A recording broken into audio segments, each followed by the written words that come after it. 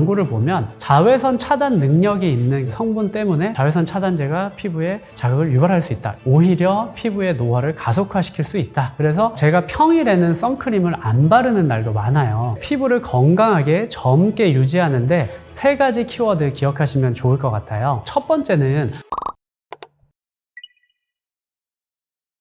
실제 사례로 말씀을 드려보면 92세 할머니인데 40년 동안 얼굴에만 선크림을 바른 분이 있거든요. 이분 사진을 보시면 굉장히 쇼킹해요. 얼굴은 하얗고 매끈하고 주름도 별로 없으신데 선크림을 안 바른 목 부분은 색소가 심해서 굉장히 색이 어둡고요. 또 주름이 굉장히 깊게 패여 있고 울퉁불퉁하게 되어 있거든요. 그러니까 이제 선크림을 바른 부분과 안 바른 부분이 이렇게 이제 차이가 나요. 그게 왜 그러냐면 우리가 노화가 될 때 자연스럽게 나이가 들면서 되는 내인성 노화라는 게 있고요. 그 다음에 외부에서 자외선에 의해서 되는 광노화라는 게 있습니다. 그런데 이제 선크림을 안 바르게 되면 그 부위에 자외선에 의한 광노화가 심해지니까요. 주름도 심해지고 색소도 심해지고 피부가 좀 울퉁불퉁해지고 검버섯같이 뭐 튀어나오는 것도 생기게 되고 이렇게 노화가 급속도로 진행이 되게 됩니다.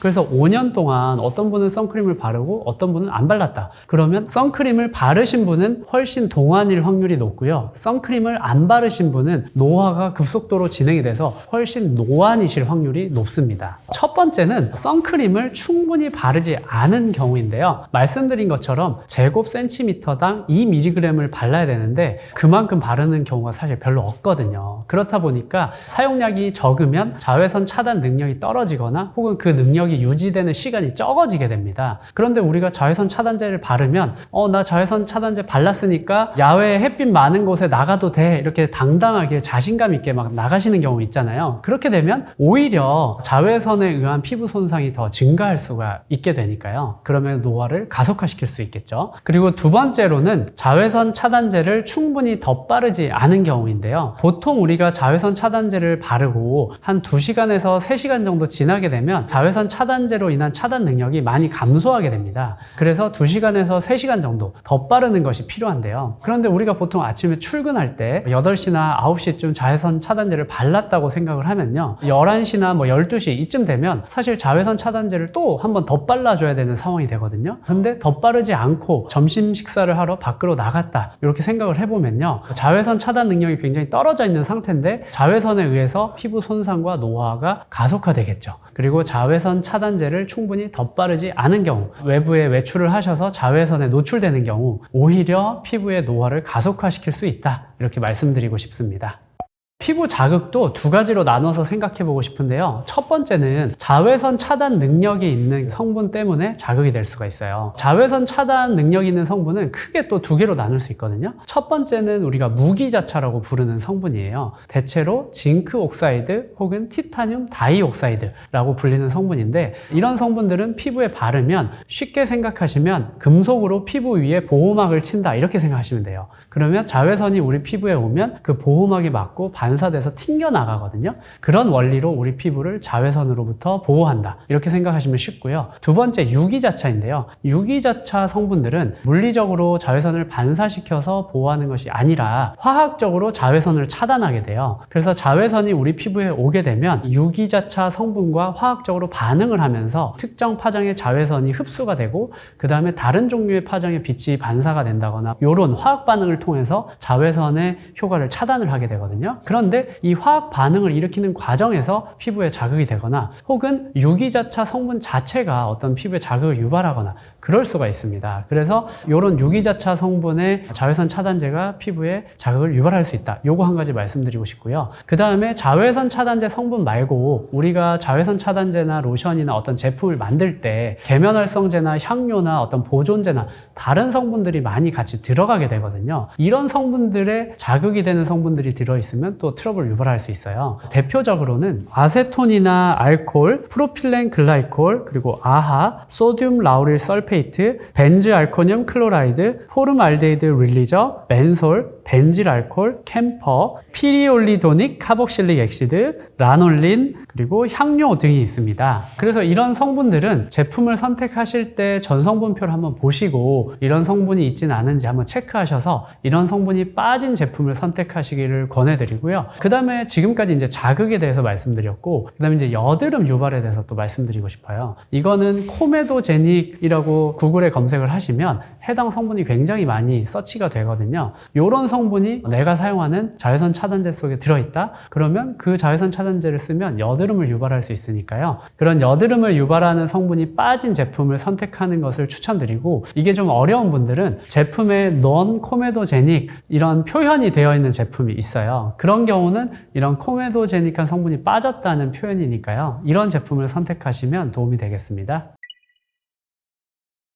만약에 내가 실내에 있는데 실내 조명을 켜지 않았을 때 실내가 완전히 깜깜하다. 그런 경우라면 자외선 차단제를 안 바르셔도 됩니다. 그런데 만약에 내가 실내 조명을 켜지 않았을 때 실내가 환하다. 그런 경우에는 선크림을 반드시 바르셔야 됩니다. 왜냐하면 창을 통해서 자외선이 들어오거든요. 자외선도 뭐 UVA, B, C 이렇게 나눌 수가 있는데 UVC 같은 경우는 거의 오존층에서 대부분이 이제 차단이 되기 때문에 지표면까지 오는 경우는 별로 없어요. 그래서 실제 우리 생활에서는 UVA와 B가 중요한데요. 이 중에서 UVB는 파장이 짧기 때문에 유리창을 통과하면서 대부분 반사 혹은 산란이 돼서 내부로 통과를 못하게 됩니다. 그런데 파장이 긴 UVA는 대부분 유리창을 뚫고 안으로 통과를 많이 하게 되거든요. 그럼 우리가 실내에 있을 때 자외선 차단제를 안 바르면 UVA에 의한 광노화를 다 경험하게 되니까요. 실외에서 햇빛 쨍쨍한 곳에서 자외선에 의해서 노화되는 거랑 사실 크게 다를 바가 없게 됩니다. 그래서 실내에 있는 경우도 외부 광이 많이 들어오는 환경이라면 자외선 차단제를 꼭 바르셔야 합니다. 그리고 두 번째로 흐린 날에 자외선 차단제를 발라야 되냐? 연구마다 데이터가 조금 상이한데요. 어떤 연구를 보면 흐린 날에도 흐리지 않은 날에 비해서 한 130% 정도로 자외선량이 증가한다는 보고가 있습니다. 그리고 또 어떤 연구는 흐린 날에 흐리지 않은 날에 비해서 40% 정도로 자외선 유입량이 적다 뭐 이런 데이터도 있거든요. 그래서 데이터가 좀 상이한데 어쨌든 여기서 우리가 얻을 수 있는 정보는 우리가 흐린 날이라고 해서 꼭 자외선량이 적은 것은 아니기 때문에 자외선 차단제를 꼭 발라주시는 것이 중요합니다.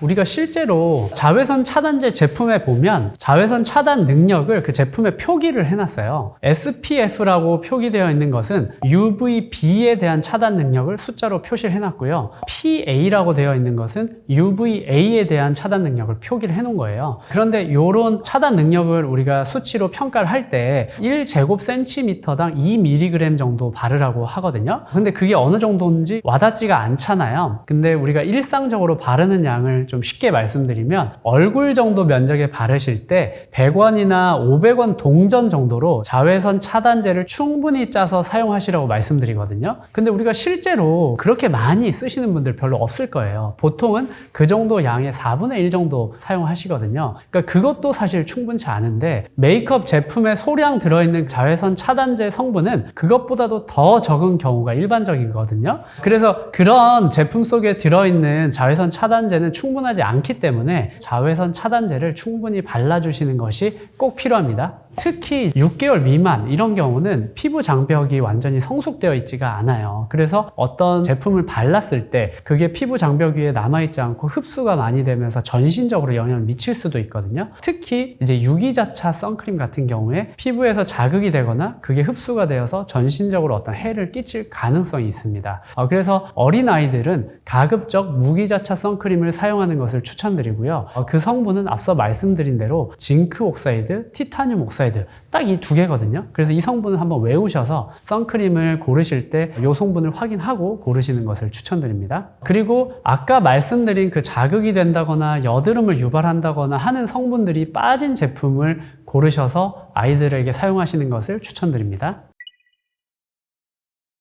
일단은 제형에 대해서 말씀드리면 스프레이나 플루이드나 젤이나 로션, 크림, 오일, 밤, 스틱 이렇게 다양한 제형들이 시중에 있는데요. 그런데 내가 사용할 때 편한 제형을 사실 쓰시면 됩니다. 이 많은 제형들을 대략 말씀드리면 가장 물 같은 것부터 가장 기름 같은 것까지 다양한 제형이 있는데요. 이제 가장 물 같은 거 같은 경우는 아무래도 좀 사용감이 가볍고 사용하기 좀 간편하고 이런 장점이 있습니다. 그리고 사용감도 좀 좋은 편이고요. 그런데 이것이 쉽게 이제 주변으로 이동하거나 흐르거나 이렇게 되면서 자외선 차단능이 주변으로 빨리 씻겨 나가고 자외선 차단능이 오래 지속되지 않고 빨리 떨어질 수 있다는 그런 장단점이 있고요. 그 다음에 이제 기름에 가까운 그런 제형을 가질수록 좀 무거운 사용감이 있고 땀이나 물 같은 거에 의해서 쉽게 씻겨 나가지 않으니까 차단 효과는 오래 지속이 된다는 또 장단점이 있겠습니다. 그래서 부위에 따라서 또 내가 선호하는 어떤 그 사용감에 따라서 제형을 선택하시면 좋겠는데, 그런데 한 가지 조금 우려스러운 것은 이제 스틱 제형이 사실 사용하기가 간편해서 많은 분들이 쓰시잖아요. 그런데 스틱 제형 같은 경우는 그걸 피부에 그 스틱이 여러 번 닿았다 떨어졌다 닿았다 떨어졌다 하니까 그 제품 끝에서 각질이나 피지나 땀 같은 게 묻어 있고 거기서 세균이 증식하고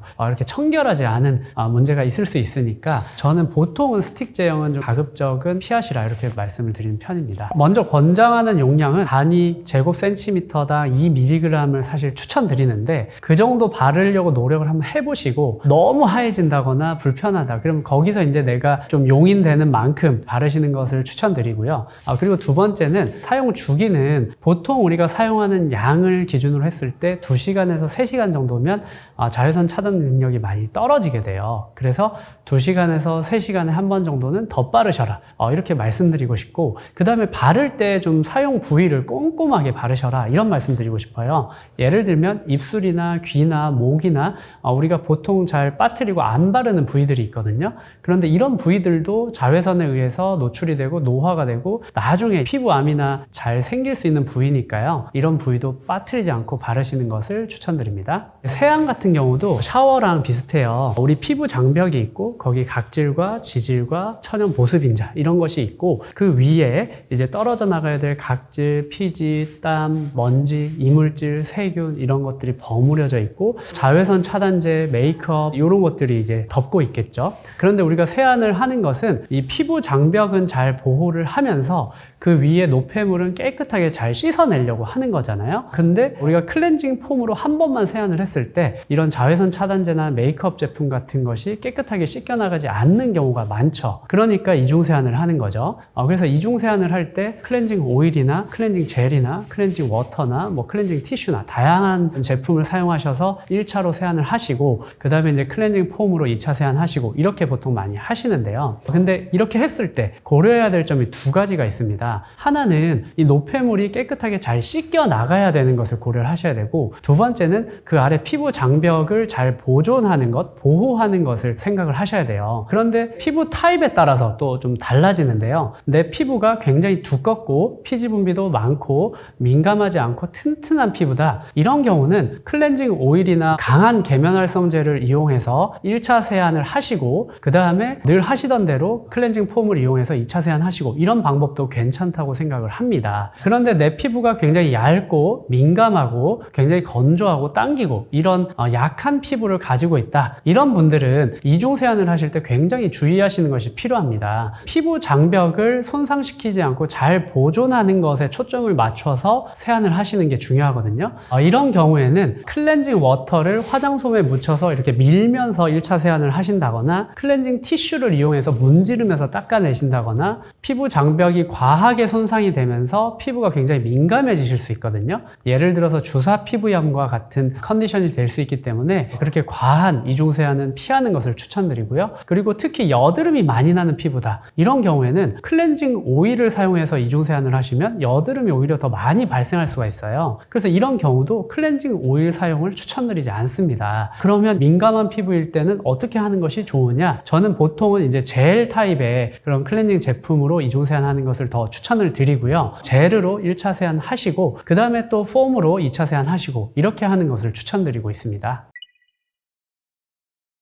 첫 번째는 제품 선택을 주의해서 하셔라 말씀드리고 싶어요. 제가 앞에서 여러 가지 자극이 되는 성분, 여드름을 유발하는 성분 이런 것들을 말씀드렸는데요. 사용하시는 선크림 속에 이런 문제가 되는 유해 성분들이 들어있을 가능성이 있거든요. 그래서 좀 번거롭고 귀찮고 어려우셔도 제가 말씀드린 성분들 한번 보시고 제품을 선택하실 때 전성분표랑 대조를 해보시면서 이러한 유해 성분이 빠진 제품을 선택하시기를 추천드리고요. 그리고 두 번째로는 제가 평일에는 선크림을 안 바르는 날도 많아요. 왜냐면 저는 평일에 아침에 출근할 때 30분 차 속에서 해를 보거든요. 그때 말고는 사무실도 암막 커튼으로 다 쳐놔서 외부에서 빛이 유입되지 않게 환경을 만들어 놨어요. 그런데 운전을 할 때 얼굴을 가릴 수 있는 선캡이 있어서 그걸 쓰고 운전을 하거든요. 그렇게 하면 선크림을 바르지 않고도 자외선을 차단할 수가 있으니까요. 그래서 선크림을 바르면 트러블이 올라온다, 이런 분들은 물리적인 차단 수단을 사용하셔서 선크림을 안 바르고도 자외선을 차단할 수 있게 그렇게 한번 세팅을 해보시라는 겁니다.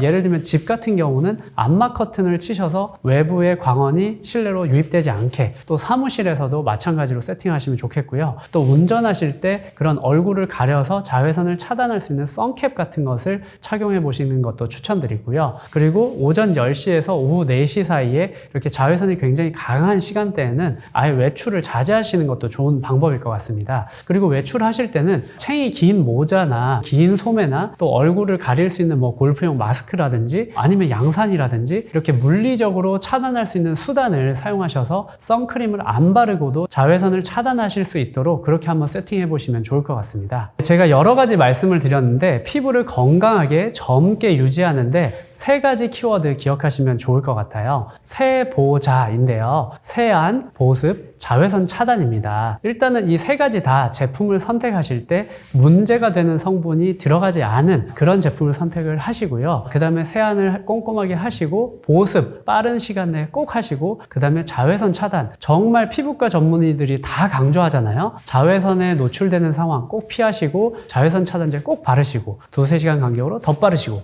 이렇게 하시면 우리가 나중에 나이가 들었을 때 주변 친구나 동료들보다 훨씬 건강하고 동안인 피부를 유지하실 수 있으실 겁니다. 지금까지 당신의 피부에 광이 나는 그날까지 피부과 전문의 닥터 피부광이었습니다.